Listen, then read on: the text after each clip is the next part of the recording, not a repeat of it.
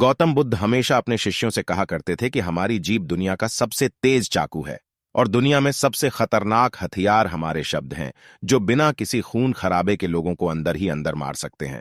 हमारे शब्द हमारी ताकत हैं, लेकिन यह कमजोरी भी हो सकती है अगर हमें नहीं पता कि कब, कहां और कितना बोलना है। यदि हम सही समय पर सही इरादे से सही शब्दों का प्रयोग करते हैं तो यह हमें एक सफल व्यक्ति बनाते हैं। लेकिन अगर हम सही समय पर सही इरादे से सही शब्दों का प्रयोग नहीं करते हैं तो यह हमारे जीवन को नर्क से भी बदतर बना सकते हैं। तो आज मैं आपको मौन पर एक कहानी सुनाऊंगा और यह कहानी आपकी जिंदगी बदलने वाली है। यह कहानी आपको मौन की शक्ति का एहसास कराने जा रही है। जापान में एक बहुत प्रसिद्ध बौद्ध भिक्षु थे जिनका नाम दीझाई था। वह दुनिया के शोरगुल से दूर जंगल में अकेला रहता था और वह बहुत ही ध्यान मग्न व्यक्ति था, इसलिए वे पूरे जापान में बहुत प्रसिद्ध थे। और एक दिन उनके पास एक राजकुमार आया। प्रिय साधु, मैं हमेशा थका हुआ, निराश और परेशान महसूस करता हूं। मेरा मन बहुत बेचैन रहता है। हालांकि मेरे पास सब कुछ है, धन, प्रसिद्धि और सभी विलासिता जो एक व्यक्ति पाने की ख्वाहिश रखता है, लेकिन फिर भी मेरे अंदर शांति नहीं है। तो साधु ने कहा, आपको इसका उत्तर पता है, लेकिन आपने कभी इसकी खोज नहीं की। साधु ने कहा कि मैं एक प्रयोग करना चाहता हूं। क्या आप वह प्रयोग करना चाहेंगे? इस प्रयोग के बाद आपके जीवन में कोई अशांति और चिंता नहीं रहेगी। यह सब सुनकर राजकुमार बहुत परेशान हुआ, लेकिन उसने साधु से कहा कि मुझे बताओ कि मैं क्या करूं। मैं अपने मन की शांति के लिए कुछ भी करने को तैयार हूं। तब साधु ने शांत स्वर में उत्तर दिया, अगले 10 दिनों तक आप मेरे आश्रम में रहेंगे और सामान्य व्यक्ति की तरह रहेंगे। और इन 10 दिनों तक आप अकेले मौन में बैठेंगे और जितना हो सके कम बोलेंगे। राजकुमार साधु की बात से सहमत हो गया। पहले दिन उन्हें लगा कि उनका मन सामान्य व्यक्ति से ज्यादा विचलित है। उसके मन में तरह तरह के सवाल उठ रहे थे और वह आम लोगों की तरह जीवन जीने में असहज महसूस कर रहा था। उसके भीतर बोलने की प्रबल इच्छा थी, पर वह मान गया और कुछ न बोला, एक शब्द भी नहीं। लेकिन वह चुपचाप बैठा रहा। लेकिन जैसे जैसे रात होती गई उसे एक बड़ी शांति का अनुभव हुआ। उसके लिए यह बड़ा अजीब था। वह अंदर ही अंदर खुश हो रहा था और अपने आप से पूछ रहा था कि बेचैनी कम क्यों हो रही है। अगले दिन राजकुमार एकांत में बैठा प्रकृति को, फूलों को, पौधों को, आकाश में उड़ते पक्षियों को देख रहा था। अपने जीवन में पहली बार वह देख रहा था कि उसके चारों ओर कितनी सुंदर प्रकृति है। वह अपने चारों ओर प्रकृति को देख और महसूस कर सकता है। इस तरह एक हफ्ता बीत गया और उसके मन की सारी बेचैनी, सारी उथल पुथल, सब कुछ गायब हो गया। 8वें दिन की सुबह राजकुमार की आंखें अपने आप बंद होने लगीं और वह गहरे ध्यान में डूब गया। उसने आंखें बंद कीं, गहरे ध्यान में चला गया। कोई चिंता नहीं थी, मन में शांति थी। राजकुमार को भीतर ही भीतर गहन शांति का अनुभव होने लगा। बाकी के 2 दिन गहरे ध्यान में बिताने के बाद राजकुमार खुद को एक बौद्ध भिक्षु के सामने पेश करता है। राजकुमार ने साधु से कहा कि प्रिय साधु, मुझे उत्तर मिला कि मेरा मन इतना अशांत क्यों है। उन्होंने कहा कि मुझे पता चला कि मेरा मन इतना विचलित और अशांत क्यों था। फिर उन्होंने पूछा, बताओ क्या जवाब मिला। राजकुमार ने कहा कि मैं जरूरत से ज्यादा बातें करता था और दिन भर लोगों पर ऊर्जा बर्बाद करता था और उनके बारे में अकेले ही सोचता था और ज्यादातर समय उनके बारे में नकारात्मक ही सोचता था। इस प्रकार मेरा समय नष्ट हो रहा था और अधिक बातें करने और सोचने से मेरा मन अशांत हो गया था। इस वजह से मैं कोई भी काम अच्छे से नहीं कर पाता था, जिसके कारण मैं लगभग हर काम में असफल होने लगा था। और निरंतर असफलता ने मुझे और अधिक उदास और चिड़चिड़ा बना दिया और इसने मेरे जीवन को और नष्ट कर दिया। लेकिन ये 10 दिन बिल्कुल अलग थे। अब ऐसा लग रहा है कि अपनी जिंदगी को पूरी तरह से जी रहा हूं और इससे पहले मैं अपनी जिंदगी गलत तरीके से जी रहा था। मैंने यह भी सीखा कि हमें ध्यान करने की आवश्यकता नहीं है, ध्यान अपने आप हो जाता है। और ध्यान से मैंने पहली बात यह सीखी कि किसी के जीवन में सबसे महत्वपूर्ण घटना स्वयं को जानना है।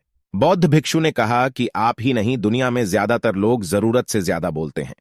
आज भी ज्यादातर लोग एक दूसरे को नीचा दिखाने के लिए ही बोलते हैं और आज भी लोग ज्यादा बातें करते हैं और अपना जीवन बर्बाद कर रहे हैं। साधु ने राजकुमार को मौन रहने का महत्व समझाया और कहा कि एक बार शिष्य गौतम बुद्ध से पूछते हैं कि प्रिय बुद्ध, आप अधिकांश समय मौन क्यों रहते हैं। बुद्ध ने कहा, मैं गहराई में मौन रहता हूं। मौन स्वयं को जानने की पहली सीढ़ी है। यदि आप मौन नहीं रह सकते हो तो स्वयं को जानना असंभव है। स्वयं को जानने की पहली सीढ़ी मौन है। जितना जरूरी हो उतना ही बोलें, और आप पाएंगे कि 90% बोलना हानिकारक होता है। नहीं बोलते तो अच्छा था। 90% मुश्किलें कम हो जाएंगी अगर लोग थोड़ा सा चुप हो जाएं, झगड़े कम हो जाएं, अशांति कम हो जाए, फेंकना कम हो जाए। बस तुम दोनों चुप रहना सीख जाओ। दुनिया में बहुत सारी मुसीबतें सिर्फ बोलने से पैदा हो जाती हैं। जो मौन रहना जानता है वो भीड़ में भी अकेले रहने का हुनर जानता है। एकांत में मनुष्य स्वर्ग भी है। दूसरों की उपस्थिति बेचैनी पैदा करती है। पहले अपने साथ मौन धारण करो, फिर अपनी ऊर्जा को मोड़ में आने दो, मन को घर आने दो। जब आप दूसरों की उपस्थिति से उठते हैं और परेशान हो जाते हैं तो उचित है कि आप अपनी आंखें बंद कर लें और अपने आप में खो जाएं। तुम वहां से भी ताजगी पाओगे, क्योंकि तुम्हारे जीवन का स्रोत वहीं छिपा है। वह किसी और में नहीं है, लेकिन तुम्हारी जड़ें तुम्हारे जैसी हैं। आखिर कौन तुम्हें अपने भीतर ले जाएगा? यदि कोई ना हो तो मुझे स्वयं ही भीतर जाना होगा। इसलिए अपने भीतर जाओ।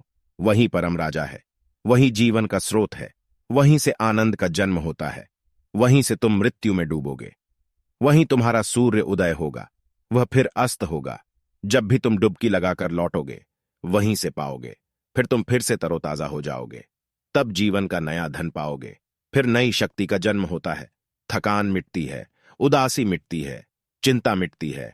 जैसे कोई नहाकर आता है तो शरीर शीतल हो जाता है, शांत हो जाता है, वैसे ही भीतर से कोई वापस आता है तो मौन में स्नान करके लौट आता है तो पूरा व्यक्तित्व शांत हो जाता है और मन आनंदित हो जाता है। जब आप आंतरिक मोह की उस ऊंचाई पर पहुंच जाएंगे तो आप पाएंगे कि आपका मन बोलने से भी नहीं बंटता। वह निरंतर तुम्हारे भीतर बैठी उसकी एक अंतर्धारा बनी रहती है। तुम बोलो लेकिन अपने को मत छोड़ो। आप शब्दों का प्रयोग भी करते हैं लेकिन अपनी चुप्पी नहीं तोड़ सकते। तब तुम्हारी वाणी में सुगंध होगी, फिर तुम्हारी वाणी में विशालता होगी, जो तुम्हारे बोलने का संगीत होगा। सब ठीक हो जाएगा। आप बोलेंगे तो दूसरे ठंडे पड़ जाएंगे।